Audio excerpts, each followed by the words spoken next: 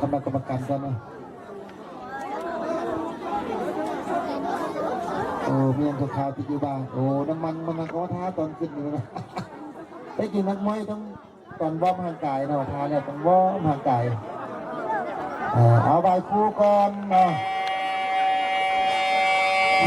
เป็นการทดสอบเป็นการทดลองโมหูเนาะมัดมวยต้องได้ลองกัน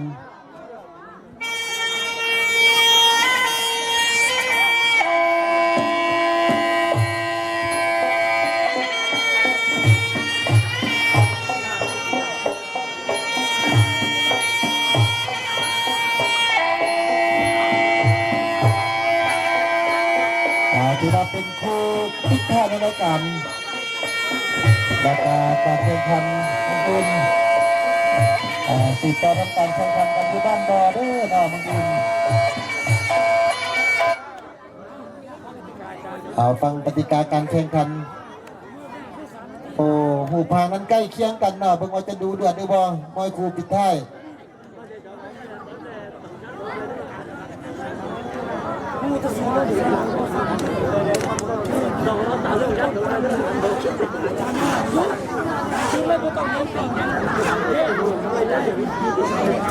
ถือว่ากติกาครับพูดกันแล้ว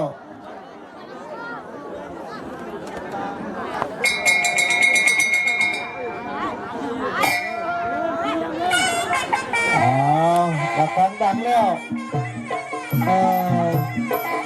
ออกไปเป็นทีเลยอยู่บนเวทีเป็นการต่อสู้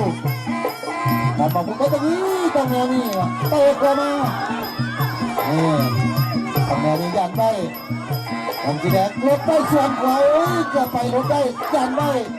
เตะขวาไปเป็นมาทั้งคู่ขวาไปขวาขึ้นขวามาแดงยันได้เอาแล้วเรียกจากขวาวังกงเฮ่1-2เจ็บเจ้ยกงเฮ่ทำเล็บโยกไปโยกมาสิบากงเฮ่จะเตะกระแทกก็เตะซ้ายเตะขวาขึ้นทางเล็บกงเฮ่ไปกงเฮ่ขวาชนกระโดดไปยังเสียดังไปยังแต่กงเฮ่ยังสบายเนาะกงเฮ่เตะขวามัดขวาเล็บมัดขวาไปโอ้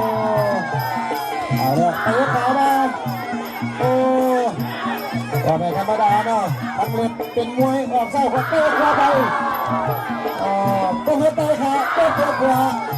กงเฮ่ได้สูงกว่า1 อินฟ้ากงเฮ่เอาแล้วกงเฮ่เตะถึงเตะขาแล้วจางหัวเลยว่ากงเฮ่เตะขาโอ้เอาแล้วมีการนั่งรถเตะขาจางหัวเลยว่าจางเขาจะหัวกันอันนี้จางแต่งรถเอาแล้วจางเขาจะดีกันเตะขาชวนมัดขวาทางเรียกเป็นมุมสีแดงกงเฮ่มุมสีฟ้ากงเฮ่เตะขาบนมัดขวาชวนเล็บมาชวนไปโอ้เป็นชุดด้วยกันโอ้โหเต็มโอ้ลูกเตะของเรียกเป็นโอ้อันตรายนอนนะเรากงเฮ่ไม่สนใจกงเฮ่จะเตะขาอย่างเดียวกงเฮ่ต่อไปแล้วจะเตะกระแทกมัดขวาจบที่1 เท่านั้นผมใครจะมาลุ้นกันแต่มุมสีฟ้าโดนอันตรายมัดขวาใส่ไว้เดินเข้าไปเดินกงเฮ่เอาแล้วไปยังไม่ได้เตะขาอย่างหัวเลยบ่โอ้ออกอาการเลยเตะขาเตะจังหวะ2เบิดยกโอ้มันเนาะผู้ชายไอ้เรื่องมุมสีฟ้า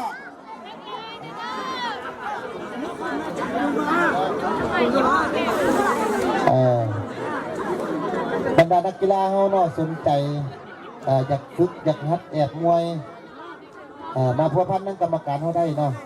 คนสอนในฟรีว่าลงมาหอดมาถึงเป็นในสายตานักกีฬาแต่ละคนเนี่ยโอ้เนาะมีแววมีพรสวรรค์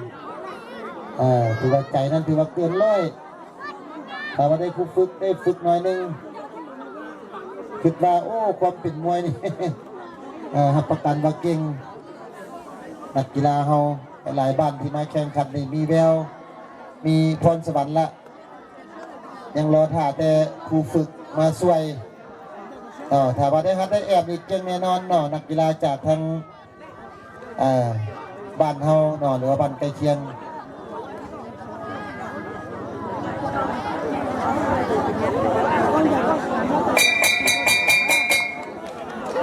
เอายกที่2ของมวยคู่สุดท้ายโอ้โหตีดีทั้งคู่เนาะแต่มุมสีฟ้านี่ก็นวดขากันแล้วแดงเป็นปั๊มขึ้นมาแล้วขาเนาะถือจอยางแต่เพิ่นว่าโอ้ยางนี่ยางดีเนี่ยเพิ่นว่ารุ่นหนาคือสิบ่ห่วงง่ายเพิ่นว่าอ้าวยกที่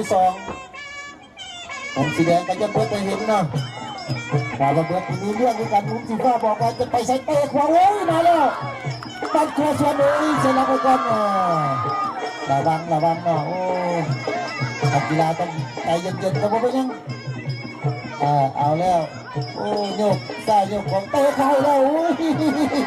เตะขาขึ้นไปกันโอ้ยอย่างก็จะดีผมถือว่ากับการปักอนาคตอย่างด้วยกันว่าลูกเตะนั่นใครจะเตะโอ้ยเห็นแดงขึ้นแล้วโอ้ขาแดงขึ้น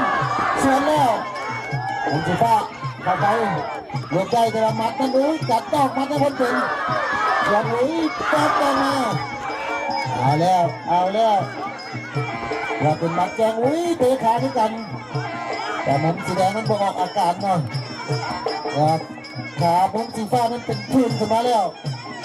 แต่ว่าอย่างมันยังดีเนาะกับเปลี่ยนกลับเอาเลยเนาะยันไว้ไปจังหวะนี้แต่มุมสีแดงนี่ถือว่าความเป็นมวยนั้นถือว่าอย่าหลอกอุ้ยแต่มีปัดที่กันยันไปเอาเนี่ยโอ้ยการพอกเนี่ยไปโอ้ดาบกันมาเดียวโอ้โซ่เลยเนาะอย่าปาเป็นไม้เวลาเมื่อกี้นี่ปิดเตะกันคอเกี่ยวไปมีตาเตะขามัดโอ้ยนักเตะมีมัดด้วยกันสวนแล้วต่างฝ่ายต่างสวนกันแล้วขวาบอลเป็นเตะขาโอ้เอาแล้วที่ไหนจะเก็บไว้คนนี้โอ้มันคนสุดท้ายนะเอาแล้วว่าจะไหนยังเป็นฝ่ายเปิดเกมเข้าไปผมสีฟ้าเข้าไปอุ้ยจะเตะยังบ่เตะผมสีแดงมาเตะแล้วเตะขวาแล้วก็มัดขวาแต่มาใส่ขวามาใส่ไปแต่มาแล้วตีเข้าได้ยังวะโอ้ขาเพียบโอ้กอดดีนะแต่มาตีเข้าวันได้กรรมการสั่งศกมาจะได้มุมสีแดงโอ้ไปล้อถ่ายอยู่เพียบกันมาเลยมาเต็มที่แล้วสหายคนละเอายังสบายผมสีฟ้าเลยต้องออกอาวุธให้ได้เป็นเกมกีฬาโอ้เจอกันโอ้ยิงดูบอลโอ้ลูกเตะมุมสีแดงมันธรรมดาเนาะเตะไหนจัดตาเนาะมุมสีแดง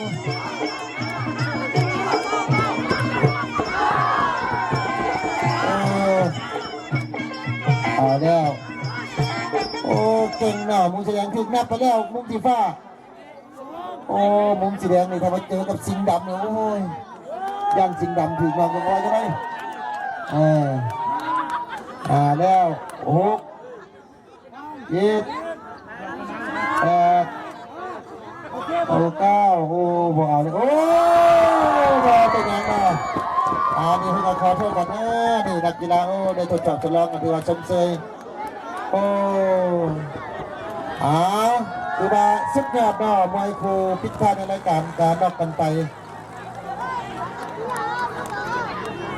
เอากะขอบคุณใจเนาะนำทั้งกองสม